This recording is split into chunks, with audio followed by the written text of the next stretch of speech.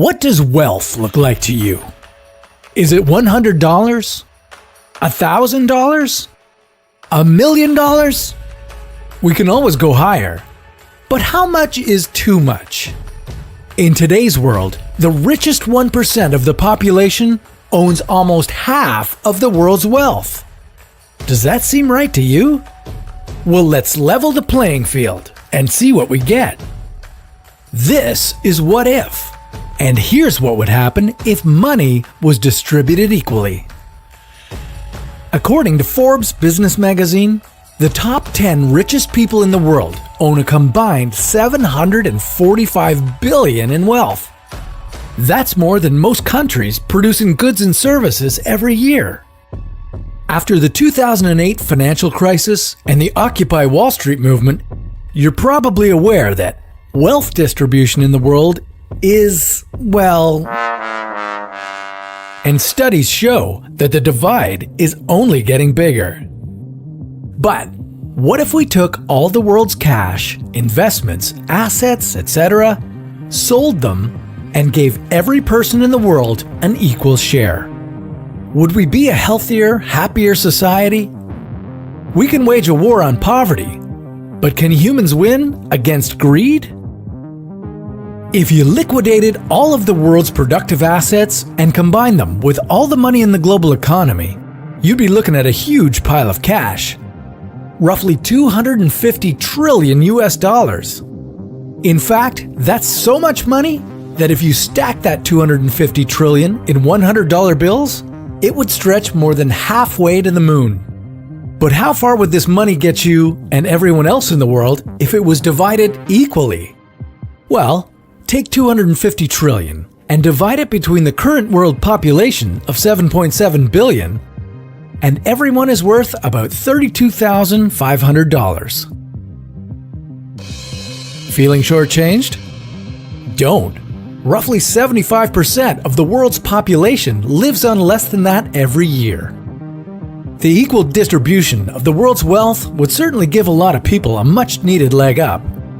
Those living in extreme poverty and lower-income households could afford more food, water, clothing, shelter, and other necessities that some of us take for granted. But how long would those opportunities last? In a world of 7.7 billion people who are motivated by different things and who have different skill sets, maybe not long at all. The first big hurdle would be financial education. In order to keep relative wealth equality, people would have to be smart with their money. Now that doesn't mean cut out all entertainment and stick to the bare necessities, but don't do this. We also have to wonder what would happen to the quality of goods and services in a world where everyone makes the same and there's no incentive to innovate or work harder. Without strict regulations, you can imagine how this egalitarian society could revert to one very much like our own. The world is full of entrepreneurs, people who are looking to make a buck or simply want to make a positive contribution to society. You can see how these people might invest their share of the world's loot into new ideas. They could convince others that the product of their ideas is worth paying for. And if enough people buy into it, once again, the market will give rise to millionaires, billionaires, and huge corporations. In short, some people will use their share to become very rich, while others may fall back into poverty due to a lack of education or unforeseen circumstances like an illness or a natural disaster. But despite the resurgence of an economic divide, there's still hope in this scenario. Universal basic income projects have been tested around the world to generally favorable results. While some studies revealed that when guaranteed a lump sum of money every year, work effort decreased, they also showed that universal basic income increased school attendance, reduced medical costs in mental health cases, and was not squandered on luxury goods. Universal basic income isn't a new idea, but we're still learning how to make it work effectively. Naturally, a perfect world where everyone has the same amount of money isn't feasible.